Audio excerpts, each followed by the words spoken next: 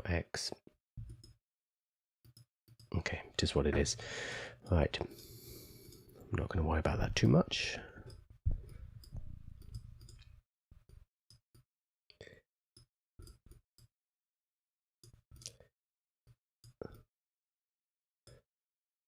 I had somebody the other day complaining about the sound of my mouse clicking. It's like, well,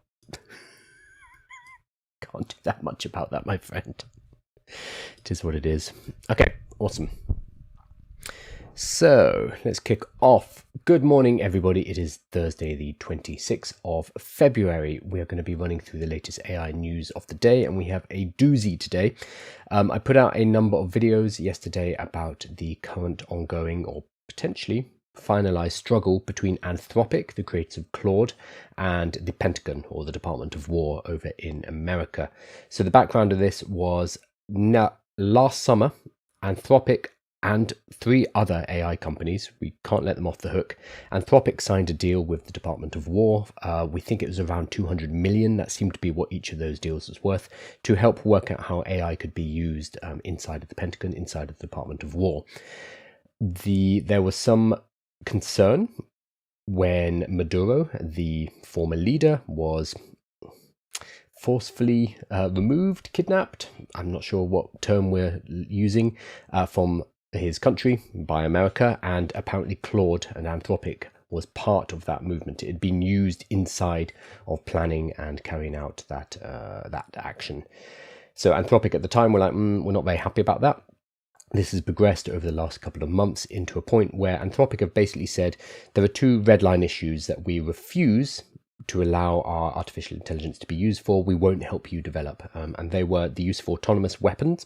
So using AI systems for targeting in drones, missiles, potentially things like gun turrets, etc., instead of relying on a human operator to execute the kill decision.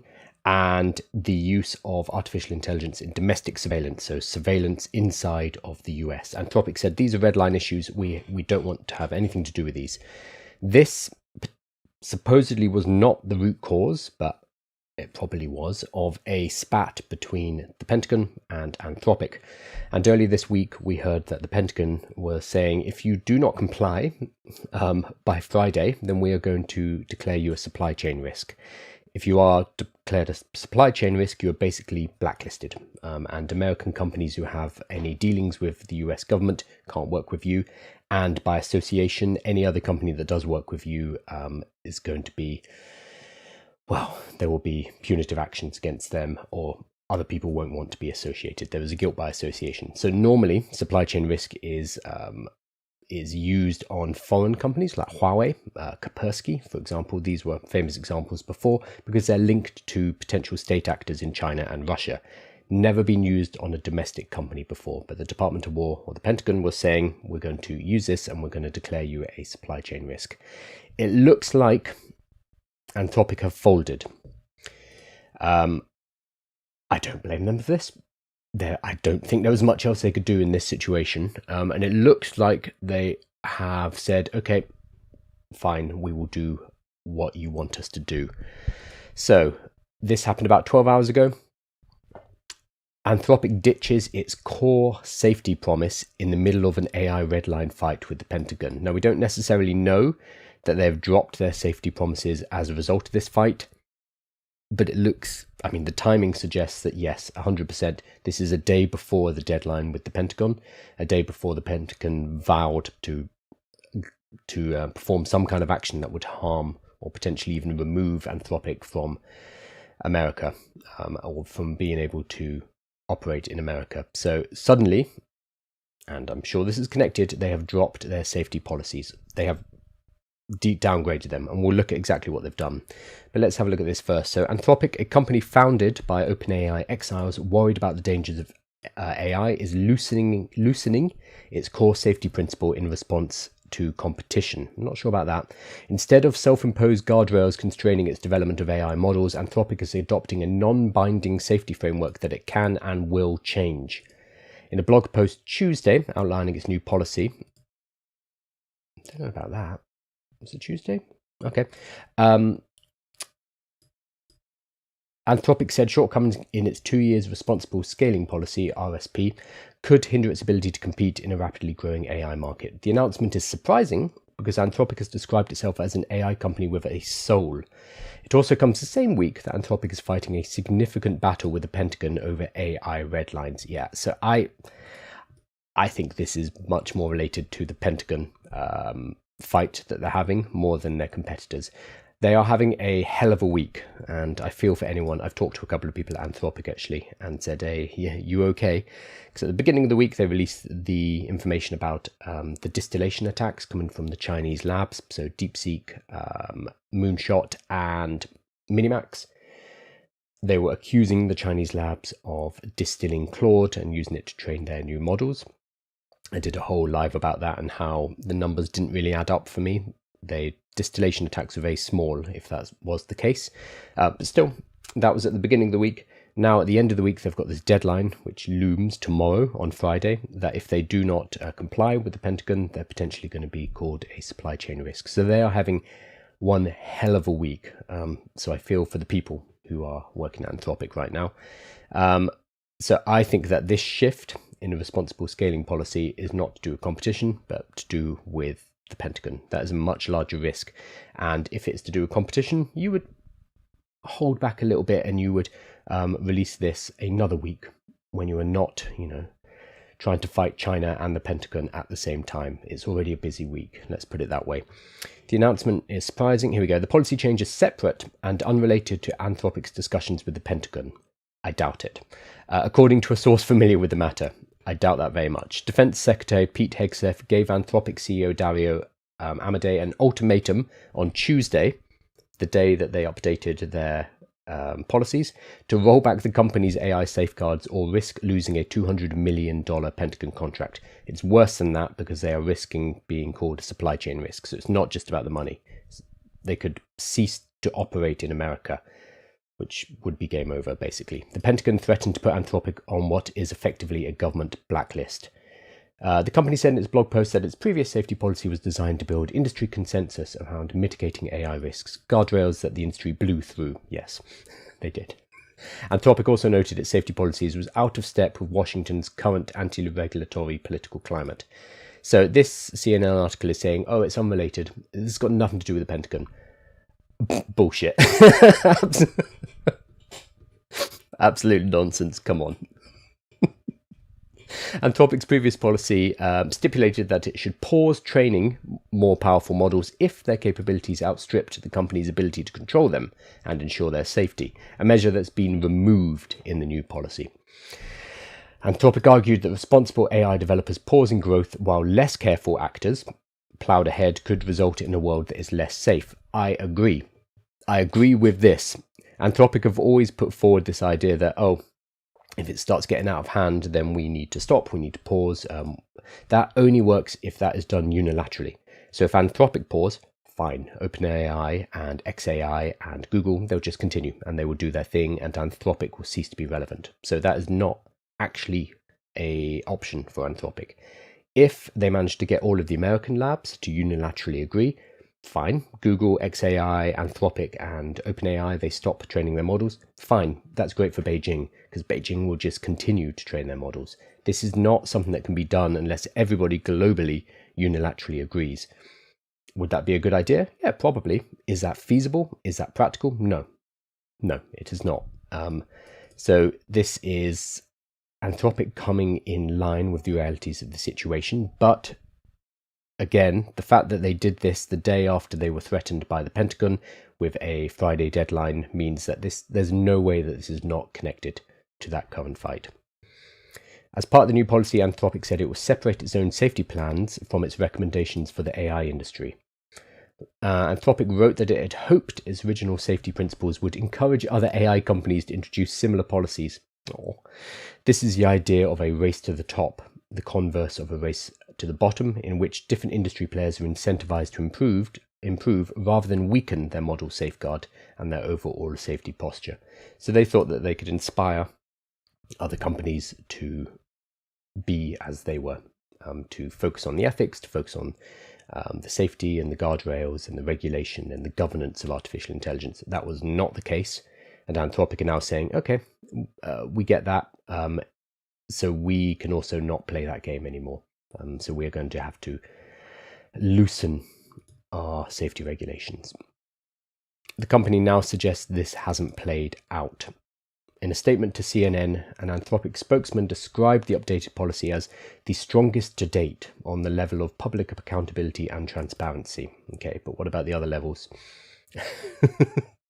We've gone a significant step further from our prior policies by committing to publicly publish detailed reports at regular intervals on our plans to strengthen our risk mitigation. Okay, so it's a promise to put forward reports about plans for risk mitigation. So there are several layers of remove here from it actually being substantial or substantive, as well as threat models and capabilities of all our models. To be fair, they've always been good at this. They've always put out model cards. They've always put out research and essays on everything from governance to ethics to the dangers of artificial intelligence. They have been pretty good on this before. From the beginning, they continue. We've said the pace of AI and uncertainties in the field would require us to rapidly iterate and improve the policy. Totally fair. So this is at the same time, it's disappointing because Anthropic are the company. They have always been the good guys in this race.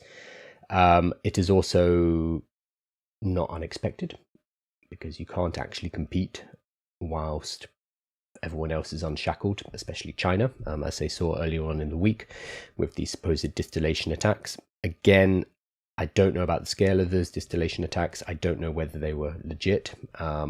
I'm sure that China were probably trying to do these kind of things, but the numbers that Anthropic put forward were not particularly impressive evidence of the fact that these attacks were happening at scale. So I get why Anthropic are doing this, but I think the main reason is the practicality of this Friday deadline.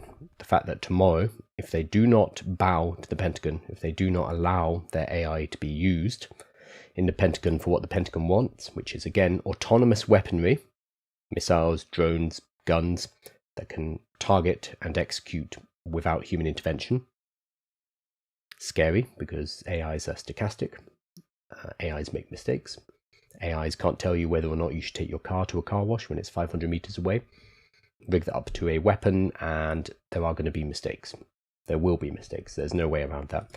And the second red line, which was domestic surveillance. So surveillance of US citizens, people living in the United States. Again, very fair red lines for Anthropic to have, but they have been shown that this is not feasible and they will not be allowed to continue existing in America if they stick by their morality, unfortunately. So it's a sad week, I think, for artificial intelligence. So, yeah. Let's have a look at their actual safety policy in a moment. I'm going to hop over to some questions, but we'll have a look and see what they're actually saying. Danny says, damn, we'll remember their efforts. Yeah, for the last couple of years, Anthropic have been at the forefront of safety and making sure that the guardrails, I think that now falls to Google and Google DeepMind in particular, because they are very careful with their artificial intelligence to a fault almost. The fact is that Google actually had AI that was as advanced, if not more advanced, than ChatGPT. But they did not release it because at the time they did not think it was suitable for the public market.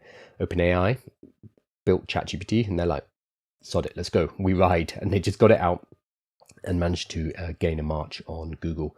So Google have always been quite slow and careful about these things. The same goes even for products nowadays, like they have an agentic browser.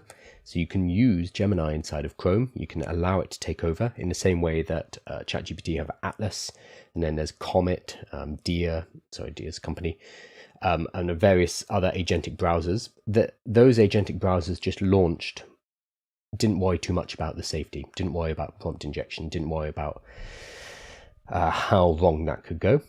Google have the browser. I've seen it in action. They've started a limited rollout in America as well, but they are testing and responsibly pushing it out to make sure that they can find the problems of it, fix those problems before they go wide, because they know that 70% of the world uses Chrome, and if 70% of the world is suddenly given an agentic browser that doesn't have all the right safeguards in, that is potentially vulnerable to prompt injection or other attacks, that's going to be a disaster. So Google are much more careful. So I think the mantle of responsible AI now falls to Google.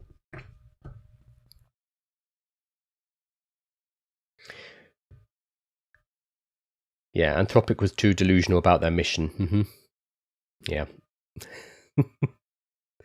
The thing with them though was they were always, I mean, they will continue to be very, very focused on the mission, very focused on the safeguards, the morality, the ethics. They have, I think they're the only company that hires a full-time philosopher, or have a head philosopher. I forget what her actual title is.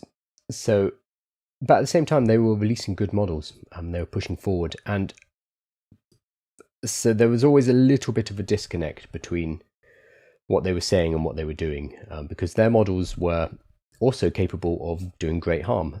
So funnily enough, it was the Claude models that were used in cyber attacks.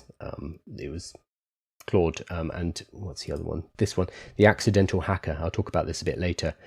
This is about one guy who gained control of 7,000 DJI Roombas, not Roombas, whatever the DJI version's called. The DJI vacuum cleaner. He accidentally gained access to 7,000 of them and could see through cameras around people's homes. I'll talk about this in a moment. But he used Claude Code. So the tools, the tools are the most powerful, and you can do a lot of good and you can do a lot of harm with the tools as well.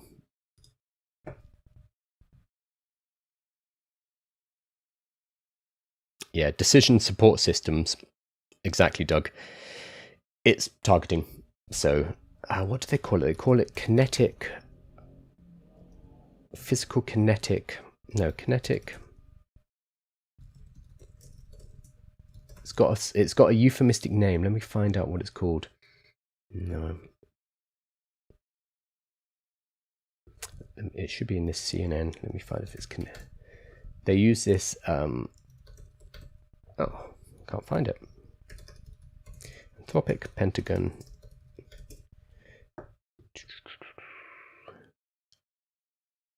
Aha, here we go. Autonomous kinetic operations. It sounds perfectly innocuous, but it's basically military targeting decisions. And kinetic because you crash a rocket or a bomb into the target. But yeah, autonomous kinetic operations is military targeting decisions without human intervention. But it's wrapped up in a very safe sounding euphemism.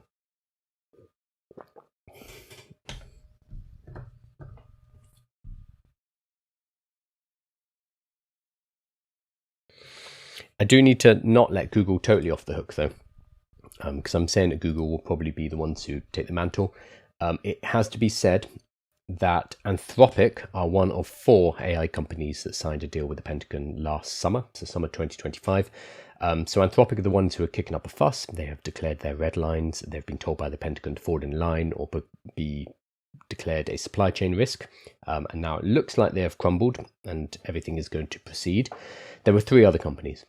So Anthropic is one of them.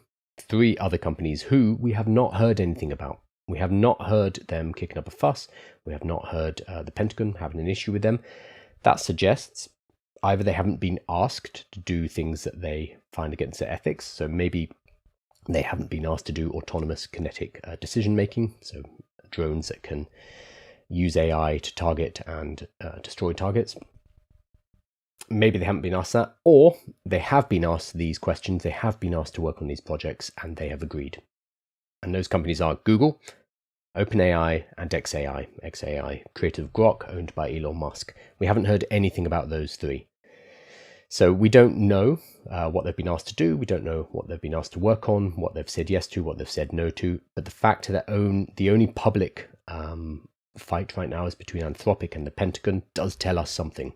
That's the only thing that's publicly visible, but that is telling, because what does that mean the other 3 companies are doing for the Pentagon? That said, we also shouldn't let Anthropic off the hook for this. They took a $200 million contract from the Department of War. What did you expect? All 4 of these companies, Google, OpenAI, xAI, and Anthropic, took these contracts, around $200 million each, we think, for the Department of War at the Pentagon, and then they were asked to do war-related activities using artificial intelligence. What did you expect? If you take that money, you know there's going to be certain work that you might not be comfortable with, but you still took that money last summer. So no one's coming out of this clean, let's be honest.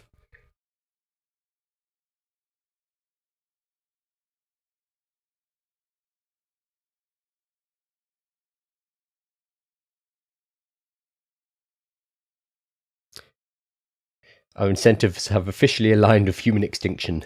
Yes, as of today. Yes. There's too much money in defense contracting, and also the US government to place restrictions on your model. It's not worth it for them. Oh yeah, they have to. We kind of knew that Anthropic had to fall in line with the Pentagon. Otherwise they were done. If they got declared a supply chain risk, like a company like Huawei, it would become practically impossible for them to operate in America. They already don't operate in China because Anthropic have made a big song and dance about not wanting to give China access to their models, which we talked about earlier on in the week, and the distillation attacks. So Anthropic would be able to operate where? In Europe. It's not going to be a large enough market to survive, unfortunately. I hope the philosopher is a good one. Her name is Amanda Askell. There she is. Philosopher. I think she's still there. Let's see if there's any tweets from her.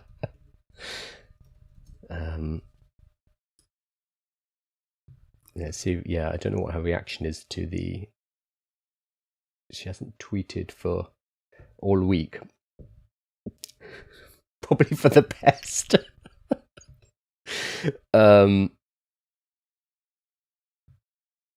Yeah. So the last thing she did was retweet this, which was on the 23rd of February, a couple of days ago, which is about... Okay, it's retweeting a post about persona selection, and that's it. So Amanda Askell has been quiet for the last few days. I mean, it is her job as well. So she is... This account here is her as a person. So it says all opinions come from my training data, personal account. Philosopher and ethicist trying to make AI be good at Anthropic AI. I don't blame her for keeping quiet this week, because it is such a hairy week for Anthropic, and it is her job. I have to remember that. But I'm very interested to see what she says next week, or if in fact she resigns.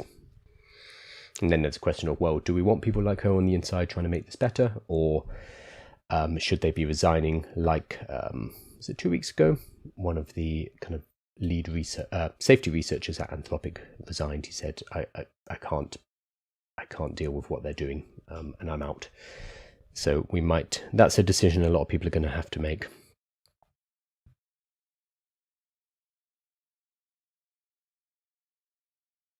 Her name is Amanda Askell. And she has the most lovely Scottish accent. Very, very smart woman. And I highly recommend checking out the stuff she does. But yes, she is a professional philosopher at Anthropic, which is a fascinating position. Really cool. But this week... Right. So, I will put more into the newsletter about this whole Pentagon issue. I'll do some other short videos on it as well. Oh, we didn't actually look at their official tweet, so let's hop over to that. Someone just said, gosh, what a complex job. Yeah, she's very smart, thankfully, but woo, what a job, especially this week. So I feel for her. I feel for her and a lot of the people at Anthropic this week, because they are having one hell of a week. They're having one hell of a 2026 so far as well. Yeah, so They went from being the poster child of responsible AI, kind of the cool kids in town, the good guys, to stomping on Claude bot, which, while legally I fully understand and I get why they did it, did not come across well in the developer community, in the community of people who use things like Claude Code. They went from being really the good guys to being people realizing, oh wait, no, this is another multi-billion-dollar corporation, and they will absolutely stomp on little guys to get what they want.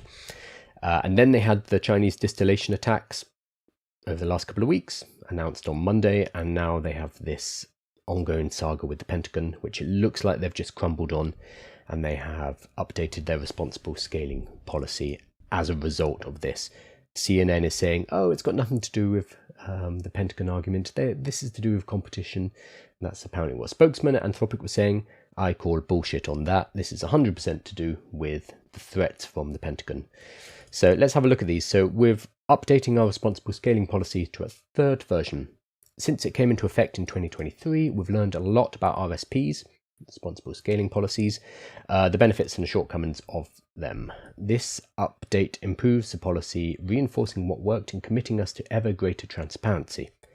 So we're now separating the safety commitments we will make unilaterally and our recommendations to the industry. Okay, so we will tell the industry to do one thing, we will do something else.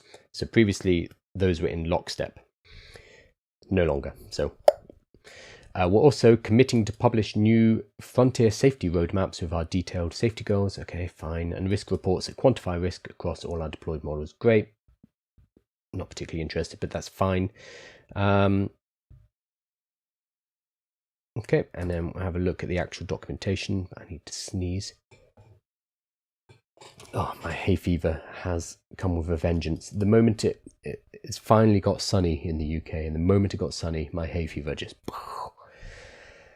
which is not great. So this is Anthropic's new responsible scaling policy, version 3. This came out on the 24th of February, the same day that Pete Hegseth, who's the head of the Department of War, threatened that if they don't comply by Friday, Anthropic will be labelled a supply chain risk. So timing, I think, is a little bit too coincidental. I'm not going to cover this on the live because Anthropic are famously verbose. What I will do is put it into the newsletter so you can go and read it. But I'm going to quickly look at the 3 key elements. So separating our plans as a company from our recommendations for the industry. So our RSP, responsible scaling policy, now outlines 2 sets of mitigations.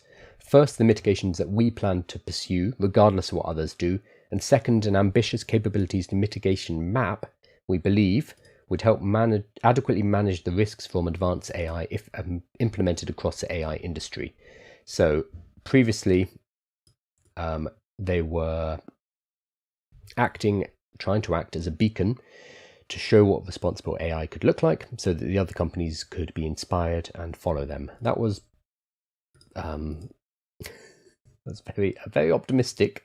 They've realized now that, oh, the other companies do not care and they're not following our lead. And so we're going to do our own thing and we're going to be the best we can. But we are not going to ask the other companies to do that. But instead, we're going to be a bit more realistic and we're going to work out a roadmap that would work for the industry, even if they're not as cognizant or serious about these risks as we are. So this is their new RSP. I will put this in the newsletter so you can read it, because good God, I will read it offline as well. But I'm not going to go through this myself on the live. The second is a frontier safety roadmap. It introduces a requirement to develop and publish a frontier safety roadmap, which will describe concrete plans for risk mitigation across areas of security, alignment, safeguards, and policy. So this is their new commitment to publishing what they are doing specifically, which they kind of were doing, but this sounds like this is a more formal version of what they've been doing before. Okay, risk reports and external review. Another way in which we're improving worked well in our previous RSP. Okay, I'm not seeing anything here that is them saying we're not taking safety as seriously as we did before.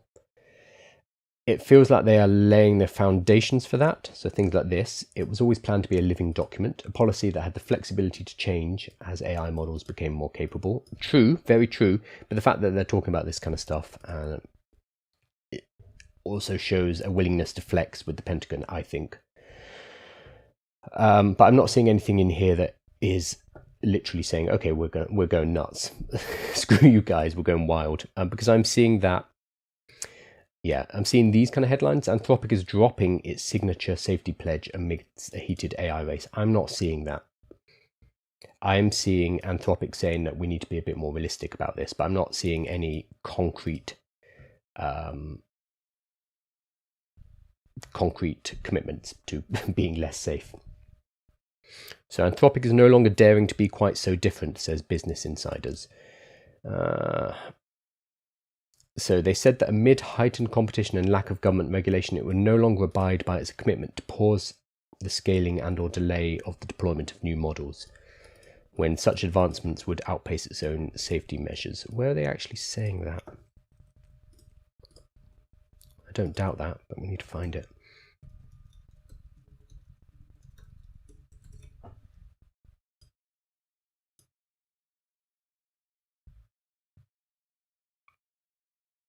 I'm going to have to go through this in a lot more detail because I'm not seeing that immediately, but all the newspapers seem to be focusing on this, which I'm not seeing. And Anthropic ditches its core safety promise in the middle of an AI redline fight.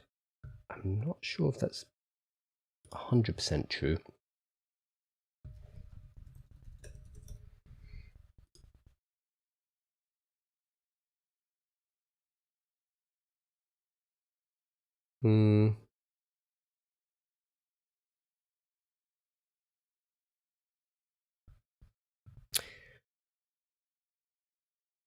Okay, so it's going to be in here.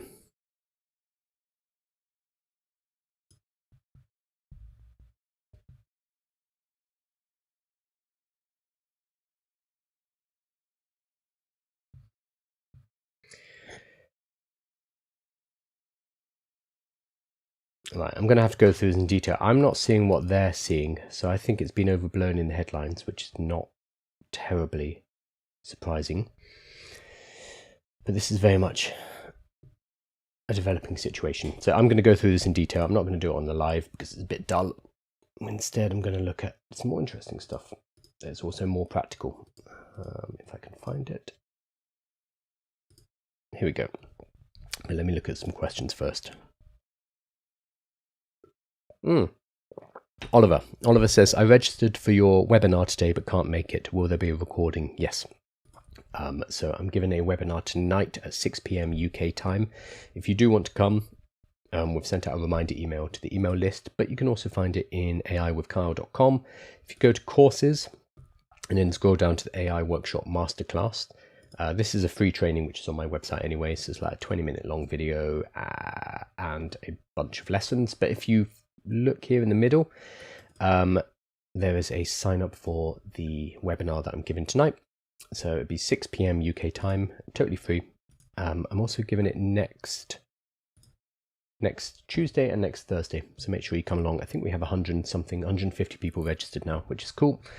And I'm going to be talking about how you can leverage your own skills and experience with artificial intelligence, marry them with your industry and domain experience, and go and teach businesses how to use AI. I personally charge about £2,000 per hour to go and give workshops, because you're talking to 50, 100 people at a time. You can charge very good money for doing so. And businesses need this education right now. And I'm going to be talking about how you can, well, what sort of stuff you need to put in a workshop, the level of AI knowledge you need to be able to help people, the fact that you're going to be combining your industry knowledge with your AI knowledge, and it's in that intersection. I have a diagram here. It's in that intersection here where you can do very, very well.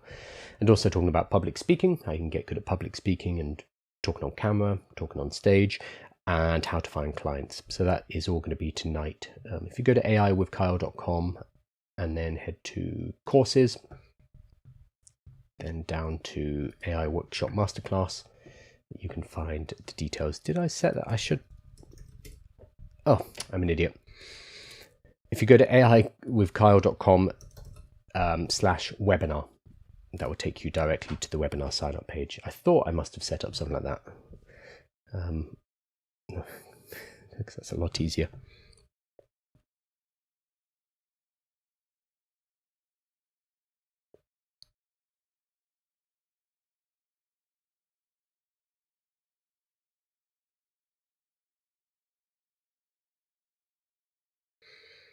Oh, Caroline, I blocked the spammer. Oh no, I haven't. There's another one. Yes, I have. They're blocked. They come in every day. It's either believe in the Lord Jesus and you'll be saved, spam, or people who say if you message me, the first 5 people to message me will get $5,000. I doubt it. Oh, sorry, Oliver, you asked, is there a recording? Yes. If you sign up for the webinar, so again at aiwithkyle.com/webinar, if you cannot make it tonight, then we'll send out the recording probably tomorrow when my business partner has processed it. In my opinion, the Open Claude thing is just devs and wannabe devs wanting everything for nothing. Speaking of Open Claude, Claude Code are, over the last few days, they've been adding little features that are bringing us closer to having an Open Claude that is safe, that we can use anywhere, and it doesn't require the relatively complicated setup of Open Claude. Plus, it's within the ecosystem of Claude, which is very, very exciting. This is probably one of the reasons why Anthropic stomped on ClaudeBot when it first came out. Also, the name was really, really confusing. But also, they were moving towards their own agentic platforms, their own ability to work with Claude Code anywhere. So yesterday we heard about, let me put it up, because they're slowly putting together each of the pieces of Claude Code, God damn it, of Open Claude inside of Claude Code. So yesterday, 2 days ago, they added remote control. So the ability to work with Claude Code on your computer and then switch to your telephone, continue talking to it, and it will be running tasks back on your main device. So you can kick off a task in your terminal and pick it up on your phone while you take a walk or join a meeting, or for most people, go to the toilet.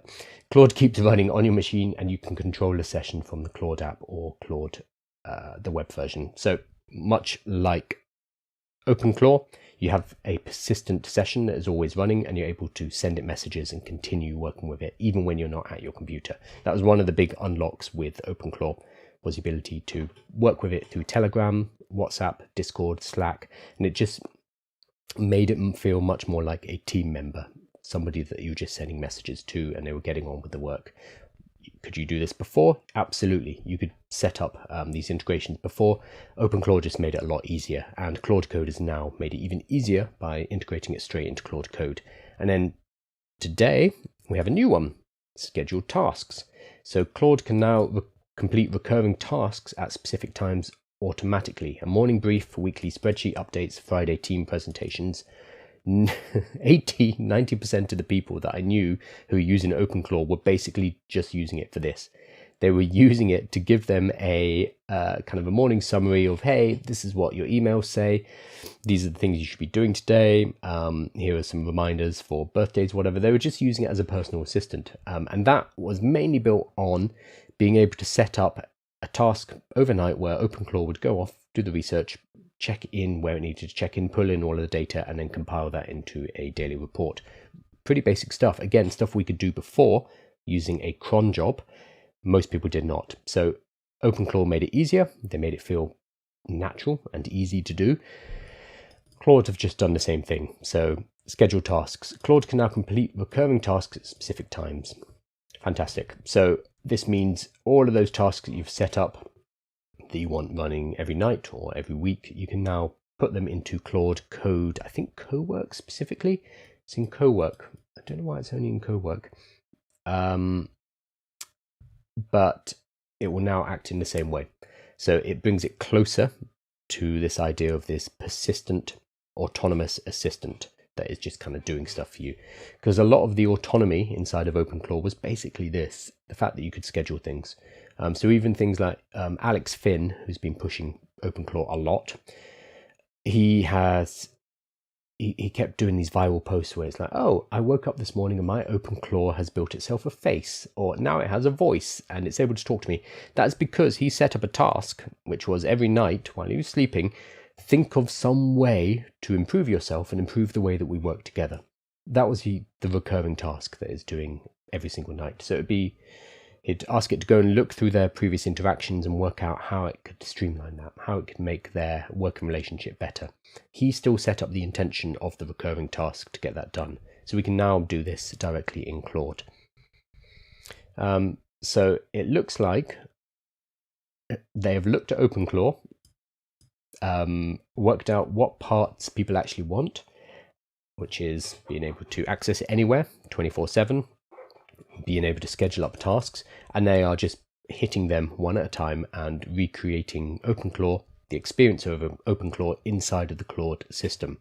Now, obviously, there are limitations here.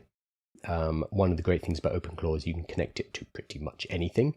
That is still the case with Claude Code and CoWork, because you can connect via MCPs, you can connect via skills, API, you can still do an awful lot of stuff. But this is going to be a little more controlled, I imagine, because Open Claude is basically the Wild West. You can get it to do pretty much anything. This reduction in its capabilities is also a good thing, because then we don't end up in situations where people who don't necessarily know what they're doing start deleting their inboxes, start buying stuff for their credit card by mistake because they've given Open Claude access. So with this limitation comes safety.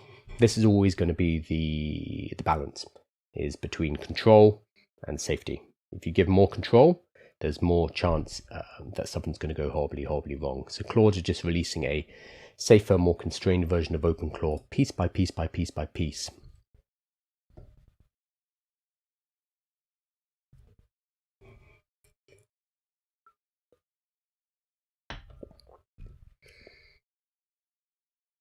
Which laptop spec do you use to run AI workflows? So it depends what you're doing. If you are running the AI via the API, so if you are connecting to ChatGPT, if you're connecting to Claude, and you're sending messages back and forward, you can run it on any computer, basically. But although with automations or workflows in particular, you want to have it on a server. So you rent a server, because you need that to be on 24/7, whereas your computer might not be fully accessible. So it's less about the spec of the machine. Because if you're using the API, you're not doing the AI compute on your machine, you're doing it via the API. If you want to use a local LLM, then it depends. It depends what LLM you want to use. So if you go to lmstudio.ai, for example, you can download a piece of software which allows you to run local models. Then you can set up workflows using these local models if you want to keep everything on one device. So what computer laptop spec you need depends on what model you want to run. Now, if you are using a laptop, you're going to be limited, just because most laptops have integrated GPUs. They don't have a graphics card, and even if they do have a graphics card, it's generally not going to be sufficient to run some of the larger models. So your question is really about, one, are you running local? If you are, then you need to look at what model your laptop can run locally. But I wouldn't get too excited, because you generally need a much beefier computer. It's possible, but it's going to be not a very fun experience. That's why people are buying Mac Pro Mini. I don't even know what it's called, because it has a lot more bang for your buck. A laptop is not necessarily going to have that unless it's a very, very expensive laptop, or you buy a rack of GPUs. But a rack of 8 H200 GPUs is going to set you back about $250,000, so it becomes quite expensive. Most of the time people will just rent the GPUs. Scheduled tasks in ChatGPT came several months ago and was never a real hit. Weird. So I think the reason for that is we are moving from a place where the model itself is important. I did something on this. Was it this one? Oh, I don't think I've published it. That's annoying. Let me see if I can find it elsewhere. I haven't published it on the main site. That is my oversight. We're moving from a position where the model itself used to be the most important. So it's always like, oh, Gemini is now the new best model. Oh, now it is Grok, and now it is ChatGPT, and it was always shifting between what the best model is. So Gemini 3.1 Pro came out the other day, and it's really good. But because of its harness, because of the way it's connected to the rest of the world and our tools and our workflows, it's not as useful as Claude Code or ChatGPT Codex, because they are connected to the tools that we use on a day-to-day basis. So increasingly, the model is less important. I'm trying to find this graphic. The model is less important than the actual harness that we connect everything to. So I'm getting bombarded with messages here. The reason, okay, let me loop all the way back. The reason that ChatGPT scheduled tasks is not very useful is because ChatGPT itself is not connected to that many things. We need a better harness to use that model in. So connecting Claude Code with scheduled tasks means we can do a lot more, because Claude Code is just a lot more capable. It can connect to other tools, it can use MCP, it can use skills, it can use API, it can build its own software and then connect to other things. That allows us to put Claude Code at the heart of what we are doing, and it becomes a very useful assistant. With ChatGPT, if you're just using the chatbot version of ChatGPT, it can't do very much. It's very good for talking to, and that's one thing, but we are moving from 2025, when we mainly talked to chatbots, it was a conversation, to 2026, where the chatbots, sorry, not even the chatbots, the AIs are getting on and doing the work for us. So we're not talking about work, we're doing work. And so there's this shift going on right now. And this depends on the harness. So here we go. At the bottom, we have the model. That's going to be Gemini, that's going to be ChatGPT, or GPT 5.3 or whatever, Grok 4.2, Gemini 3.1 Pro, and Claude Opus 4.6. They are like the current best models. That used to be what was important. That is not really the case anymore, because they're all very, very smart. What is now important is the harness. It is what we connect to these models in order to be able to do real work. In the case of ChatGPT, we now have Codex. So if you can run things through Codex, you can get a lot of stuff done. It's a really good harness. If it is the Anthropic system, we have Claude Code. Fantastic. You can, like, Claude Code is really the future of artificial intelligence. So when I talk to people who don't really get AI, generally it's because they're using a free version of ChatGPT. That is very 2024, 2025. That's how we used to use AI. We are now moving towards this area where we harness the power of the models to do work for us. So we're not just having a conversation, they are doing the work. It's a subtle but incredibly important shift. So I think the problem with the scheduled tasks in ChatGPT was that they were not connected to the tools to get any work actually done. So they would send us a report, for example. That's fine, that's whatever. But that only saves us a few seconds from just going in and saying, hey, can you send me a daily report about XYZ? It doesn't really do very much for us. When we have a scheduled task which goes off, works for an hour or two, compiling everything, pulling in analytics, crunching numbers, maybe building something for us, a dashboard, and then delivers that to us every single day, that's a big shift. But that requires being connected to Claude Code, Codex, or some other harness that can do work for us. So it's very different to scheduled tasks. My God, get blocked. I'm getting a lot of blessings in chat today.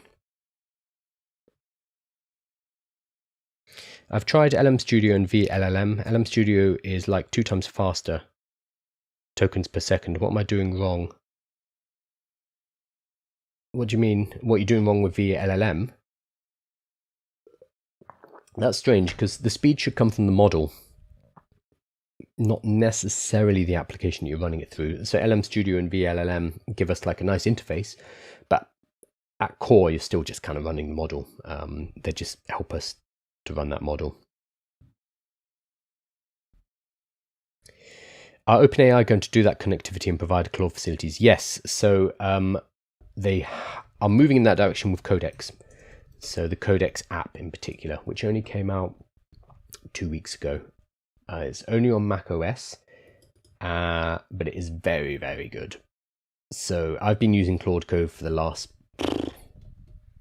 2 years, no, 1.5 years maybe, and it's been my go-to for pretty much all tasks, not just coding, but for all work. Goes through Claude Code. So if I need to structure a book, for example, Claude Code, and then I do all my writing and then link it all up into Claude Code.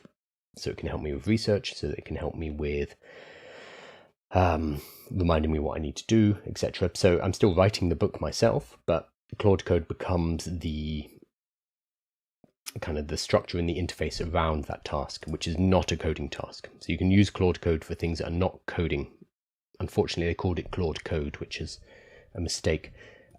Claude Code used to be the only game in town until about 2 weeks ago when the Codex app came out. So very specifically, the Codex app is much better than the web version. I don't know 100% why, but I do know it's great. So I've been using this for a lot of my work over the last couple of weeks.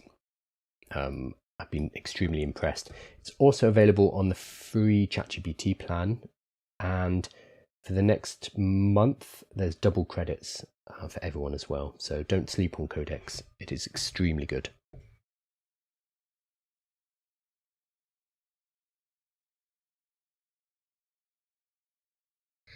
What's the best AI app for everything and why? Really hard to answer, but probably ChatGPT.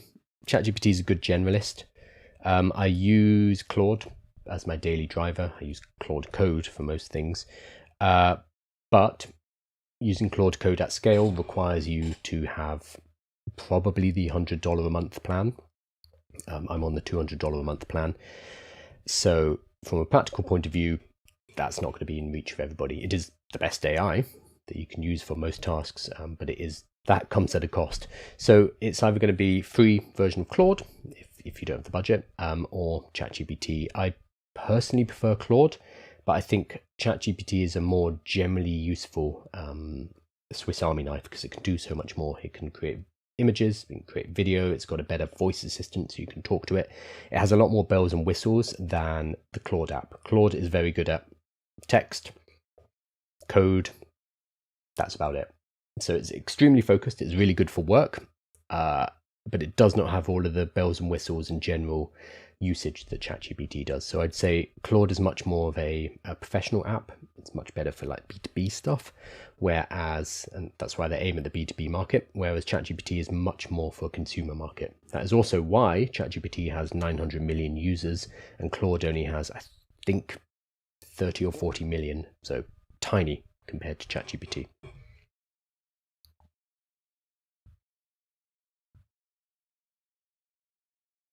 Have they announced a Windows version for Codex? No, much to the annoyance of a lot of people. What I did see somebody do though was they took this Mac OS installation file and they converted it to Linux, and I think they use Claude Code to do that. So you can get that Linux distro running on a Windows PC, but yeah, it's a bit of a faff, and every time they update it you'd probably have to repackage it. So no is the short answer, which is very annoying. So Codex does have a web version, so if you go into ChatGPT you can click on Codex here. I just don't find it as good. As a harness, it is not as strong as using the Codex app. You can also use it in the terminal or your IDE, so you can download VS Code, which is free, and use it in there as well, so that will work. But no, there is not the simple Windows application for Codex yet. They have said they're working on it. I don't know if that will be the case. There's often a big delay in terms of Windows applications, especially from ChatGPT.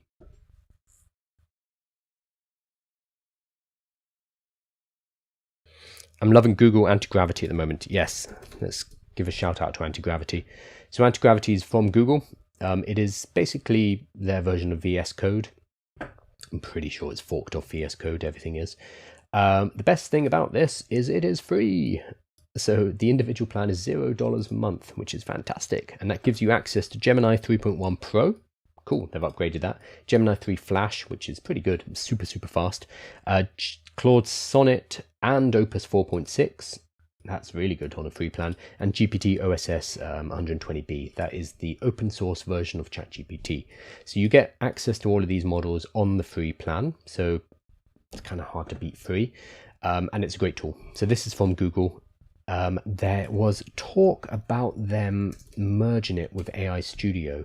So AI Studio is another one of Google's agentic engineering AI platforms. They also have a vibe coding tool in here called Build, which looks like this. It looks a lot like Lovable, Replit, etc. But this is a free Google version. There's talk about Anti-Gravity and AI Studio merging in some way. I don't know what that's going to look like, but I'm pretty excited about that because they're both very good. So if they can combine them, that will give Anti-Gravity even more power, and I'm hoping they'll give it the ability to use a purely agentic chat interface like this one, because this is how you get people into vibe coding. Because let's have a look at the Claude Code. Like the getting started with Claude Code page is this. It's like, make sure open up your terminal and then copy in this curl dash fssl http pipe dash. This is the easy setup guide for Claude Code, which for a lot of people is like, what the fuck are you talking about? Whereas this is AI Studio build mode, which looks a lot like Lovable. It looks like a vibe coding tool that people are used to. So this coming into Anti-Gravity would be fantastic. And I'm hoping that's the direction they're moving in. So you have the ability to start in one place, cut your teeth on vibe coding, learn the basics, and then you can basically reveal the rest of the platform and move to something more complicated. Because this right here is why people who are non-technical struggle to get Claude Code set up. When the first instruction is, just open up your terminal. People are like, what the hell is a terminal? So yeah, I think this is Google's opportunity to take that market as well.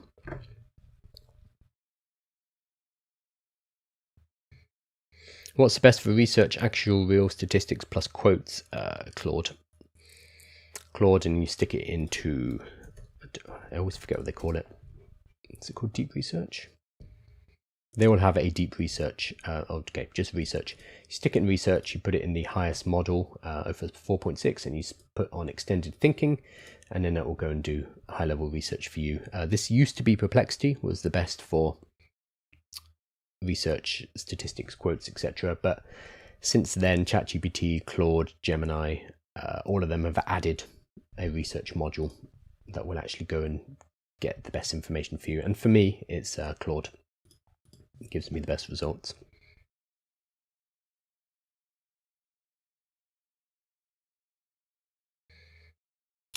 I've got the AI plan on my Google account and it's great, barely hits any limits. And someone else saying Pro Plan also has lots of features from Google with access to Google Notebook LM.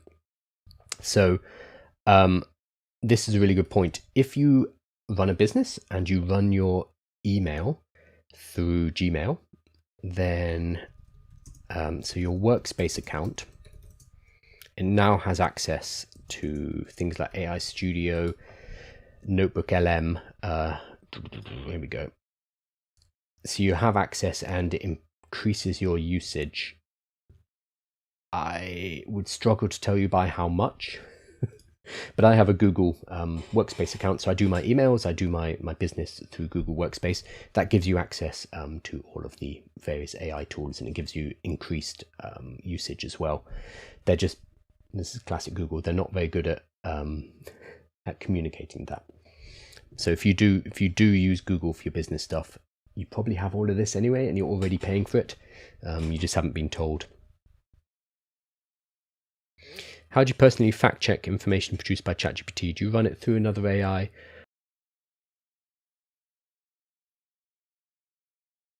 Oh, someone just died. I think my voice just died.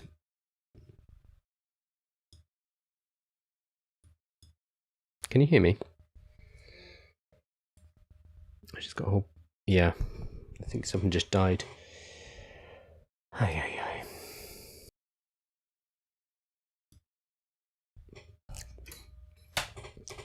Tell me if you can hear me.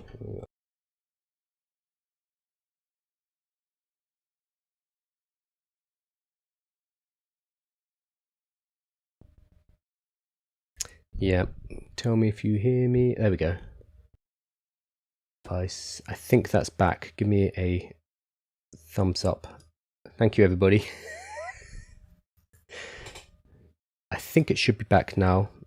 No, not muted. My microphone just died. Well, that sounds expensive. Testing, testing. Oh, okay. Somebody is saying that I'm back on YouTube. The audio is in and out. Okay, well, it seems like a good time to finish up the live in that case. Testing, testing.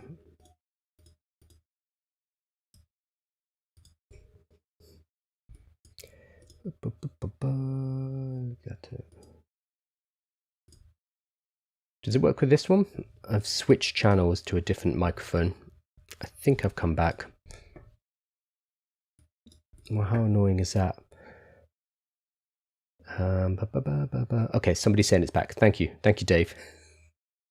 That's very weird. So one of my virtual mic just died.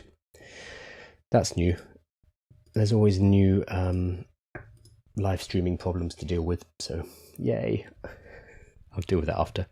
Right channel only. Okay, I can manage with that. Thank you, thank you. I think I'm going through a mono, that's why. But that's fine. It's the end of the live stream anyway, so I'm gonna stop faffing around. As I mentioned earlier, I'm doing a live webinar tonight. Oh god, I need to fix the microphone. So I'm doing a webinar at 6 p.m. in about 6 hours London time. If you go to aiwithkyle.com/webinar, there's going to be sign up details there. It's going to be 6 p.m. tonight. I'm talking about how you can start to give workshops to businesses, teaching them about artificial intelligence. You do not need to be a computer science major. You do not need to have a PhD in machine learning. In fact, that kind of gets in the way of you being able to help people. And I'll talk about a story of a guy with 2 PhDs coming and teaching a charity and leaving them more confused than when he first arrived. So I'll talk about that tonight on the webinar. Instead, what you need to be able to do is to communicate to people in your industry, in your niche, in your field of work about why AI is important, what they should be using it for, what they should not be using it for, and how to tell the difference. Very different skill set, and we need more people like that. We have too many technical people who are going in and causing chaos, making it seem harder than it actually is, and we need more people who are just going in and showing non-technical staff members how they can use AI, and you can get paid very well for doing it. I get about £2,000 per hour for giving workshops. I'm going to be talking about how you can do that. I have about 150 students who also go and do that around the world, which is really exciting because my material gets translated into Spanish and Finnish. I had someone do it in Hindi the other day and go out and teach this stuff, which is really, really cool. So I'm going to be talking on the live stream, on the workshop. Nope, third time lucky. On the webinar, there we go, tonight, about what kind of level of AI knowledge you need, how communication is actually the main skill, how you're going to go and find clients, how to deal with things like public speaking, how to deal with difficult people in the room, for example, and that will all be at 6 p.m. tonight, London time. And hopefully I'll have my microphone working by then, because I've got, I think, 150 people RSVP'd. So that will be very stressful if the microphone doesn't work. So wish me luck. So sign up at aiwithkyle.com/webinar. And that'll be 6 p.m. tonight. If you can't make it tonight, I'm doing one next Tuesday and one next Thursday. If you can't make it to any of them, absolutely fine. If you sign up anyway, we are going to send out the recording to everybody who's registered. But you can't make it, so we'll just send you the recording the next day. So go ahead and do that. And while you're at the website, you can sign up for the community. It's at aiwithkyle.com. There's a whole bunch of resources. I'm not going to go through them all because there's so many. There's like 8 different courses. There is a catalogue of 130 playbooks, I think. bunch of tools, resources about how to use Open Claude, for example. Let's look at the resource. So how to use codecs. We talked about codecs just now. How to generate app ideas. Will AI take my job? How AI is affecting education, etc., etc. There's just a whole lot on this website. So if you join up at aiwithkyle.com, you get access to everything. You also get pulled into a community, and we can chat about artificial intelligence there. And the goal, my mission, is to get 1 million people ready for AI and what it's going to do, because it is coming for jobs, and we have a limited period in which we need to build our own income streams, we need to build our own businesses, we need to have options for when AI starts to hit jobs, which is going to be happening, or has started to happen, but it's going to accelerate over the next couple of years. So my goal is to get as many of you stable so that you can support yourself, your family, and your communities in the coming years. So it sounds a bit doomerish, but no, I think this is just the reality of we need to get ready. So that's why I'm publishing all these resources. That's why I'm doing a live stream every single day. Is to try to help people through what is coming and stop us from burying our heads in the sand. The good news, though, is if you are watching this right now, if you are watching this on YouTube, on TikTok, if you're watching it live, if you're reading the newsletter, that means that you are well ahead than the general public. It might not feel like that because you are surrounded by this stuff. You are surrounded by people talking about AI, but you're well ahead. If you, like me, go and talk to the public a lot about AI, you realize very quickly, like, oh, no one knows what's happening here. Most people are still using ChatGPT as a Google replacement, which is fine, but that's kind of an early stage. Actually, as one of the guides that you'll get if you sign up, I actually put together the levels of artificial intelligence. Where are they? There's so much on here, even I can't find it. There we go. So most people are here, level 1. They're playing around with ChatGPT. They're using it as a Google replacement. That's fine, but we can go much, much further. We can become an effective user. We can start to create our own little applications. We can vibe code. We can integrate, creating workflows, and then we can start looking at agents, etc. So that's again on the website. If you sign up at aiwithkyle.com, you get access to all of this, and me as well. I'm hanging out there. Awesome. So, oh, good morning, Jesse. Draco says 2 a.m. here. If you cannot make it to the webinar, that's fine. We will send out the recordings afterwards. Doomerish, new word. Yeah, I think that kind of explains my stance as well. AI is not all good, nor is it all bad. It's going to have massive impact, and we need to get ready for that. So from a practical point of view, so I'm not going to overhype it in either direction. I'm not going to say it's going to kill all of us. I'm also not going to say it's going to usher in a new world order. The truth of the matter is we do not know. But what we can do is we can start to build more optionality into our life. We can diversify our incomes. We can kind of shore up our skill set so that whatever happens, we're going to be in a better position than if we just bury our head in the sand and stick to a 9-to-5 and just hope for the best, that our job, our company, and our industry continue to exist, because they might not, unfortunately. So we have to get ready. Awesome. Yep, AI, where can I find the webinar? aiwithkyle.com/webinar, and that'll take you there. And I'll see you on the live webinar this evening as well. Thank you so much, everybody, and I will see you tomorrow for another AI with Kyle. Cheers.